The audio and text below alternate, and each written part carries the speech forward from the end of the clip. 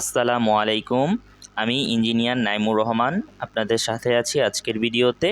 আজকে আমরা একটা আন্ডারগ্রাউন্ড ওয়াটার রিজার্ভারের ভিতরে আছি।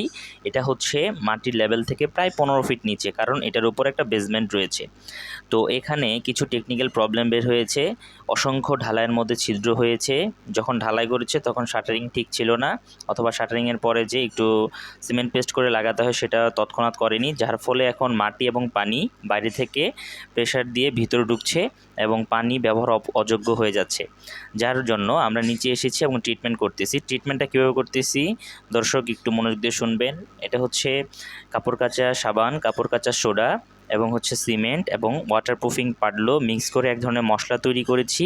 এবং এই মশলার দেওয়ার আগে গার্মেন্টসের জুট দিয়েছি, জুট ভিতরে দিয়ে তারপরে হচ্ছে আমরা মশলাটা প্রোভাইড করছি। পরে আস্তে আস্তে সেখানে দেখুন, খেয়াল করে যে আস্তে আস্তে সেখানে পানি আসা বন্ধ হয়ে যাচ্ছে এবং এরপরে প্লাস্টার এবং নিট ফিনিশিং করে দিব। ধন্যবাদ সবাইকে।